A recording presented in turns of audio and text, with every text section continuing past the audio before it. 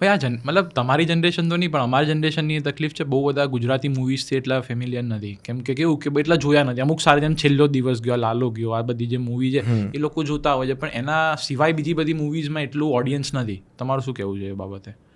એટલે એક તો લોકોએ સહેજ સજાગતા ને પ્રેમ વરસાવવો જોઈએ આપણી ભાષા પ્રત્યે, અને સાથે મેકર્સે પણ they have to keep a certain budget to market the movie.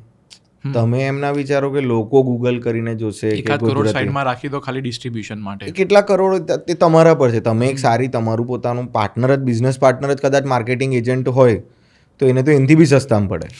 એટલે હું એમ કોઈ આંકડો નથી બાંધતો.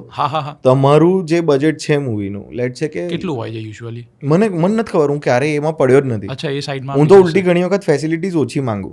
ઓકે. જે રીતે એક મૂવીની અંદર મને વેનિટી આપી, તો મેં કીધું પહેલા જ દિવસે કીધું, મેં કહ્યું આપણે આ વેનિટી કાર્ડ નાખીએ, આનો ખર્ચો જે બચે ને એનાથી 2 હોર્ડિંગ એક્સ્ટ્રા લગાડી દેજો આપણા પિક્ચરમાં. હા, તેમાં પાછા એવું નહીં કે મારા હોર્ડિંગ લગાડજો, પિક્ચર ના લગાડજો, કે પિક્ચર વધારે લોકો સુધી પહોંચે એમ. તેમણે કીધું કે આપણે માર્કેટિંગ બજેટ અલગથી રાખ્યું છે.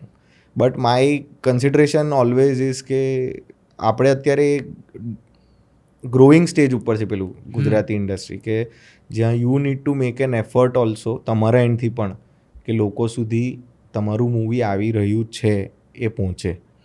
માર્કેટિંગ એ લેવલનું થવું જોઈએ અત્યારે. એક વખત, અને હવે તો ટચવુડ બહુ સારું થઈ ગયું છે, like comparing to 2016 to 2026. Okay. એ ટાઈમે લોકો કદાચ બુકમાય શો ઉપર ગુજરાતી મૂવીઝનું ટેબ નહોતું કે જેના પર તમે ક્લિક કરો તો એ ફિલ્ટર જ નહોતું. હવે ફિલ્ટર આવે છે. When you have more than 2 or 3 Gujarati movies running, એમાં અલગ અલગ છે, હોલીવુડ છે, બોલિવૂડ છે, પછી પેલું એક્શન હોરર ને એ બધાના બી છે, તો તેની અંદર હવે ગુજરાતી મૂવીનું પણ એક ફિલ્ટર આવ્યું છે. પહેલાં તો એ પણ નહોતું. એટલે we have reached at a point where we are in the eyes of everyone એમ. તો એટલે એ લેવલ સુધી પહોંચી ગયા છે, પણ માર્કેટ કરવું તો પડશે જ મેકર્સે. મેકર્સ કરતાં પ્રોડ્યુસર્સ જે હોય, મેકર્સ એટલે તો કદાચ ડિરેક્ટર્સ થયા, બટ જે પ્રોડ્યુસ કરી રહ્યા છે એ લોકોએ they need to keep a marketing budget a side. તમને લાગે છે મૂવીઝમાં, ગુજરાતી મૂવીઝમાં બધું એકની એક કહાની છે કે કંઈક નવું આવતું હોય છે? કેમ કે અમુક ખાસા બધા બી ગુજરાતી ઇન્સ્પાયર્ડ મૂવીઝ બી જતા હોય ને, જેમ વશ કે પેલું જે મૂવી હતું એ પહેલાં આપણે ગુજરાતીમાં જ આવ્યું હતું ને, મને ખબર નથી બહુ આઈડિયા, પણ લગભગ પછી અજય દેવગન એમને બનાવ્યું હતું. હા, એમણે શૈતાન બનાવ્યું. વશ ને પછી શૈતાન, મતલબ એવી તો થયું હતું.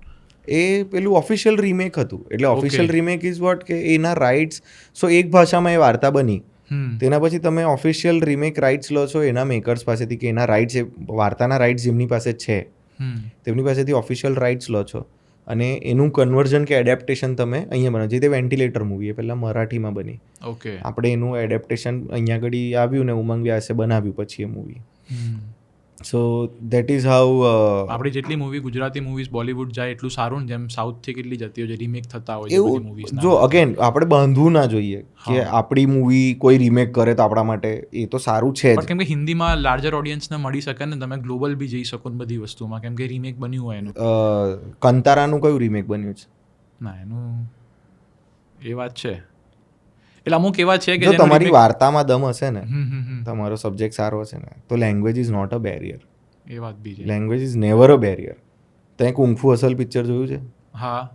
શાઓલિન સોકર જોયું છે? એનું કયું એડેપ્ટેશન બન્યું છે? ઓજી મૂવીઝ છે બધા. હા, નો ડાઉટ. અંદાજ અપના અપનાનું કોઈ બનાવ્યું? હેરાફેરીનું, હેરાફેરી વોઝ એન પ્રિયદર્શનનું જ હતું એટલે. બટ એ બધી મૂવીઝ એવી છે કે જેનું એડેપ્ટેશનની જરૂર નથી. તું હેરાફેરી નહીં જોયે, પણ જો તારા સુધી પેલું સાઉથનું પિક્ચર જે ઓરિજિનલ હતું એનું નામ ભૂલી ગયો, બટ જો એ માર્કેટ થઈને તારા સુધી પહોંચ્યું હોત ને બધાએ કીધું હોત કે ભાઈ આ જોવા જા, બહુ મસ્ત છે, લેંગ્વેજ તેલ પીવા ગઈ તું જોઈશ ને એટલે તને સમજાઈ જશે, તો તે જોયું જ તને હેરાફેરીની જરૂર ના પડી હોત.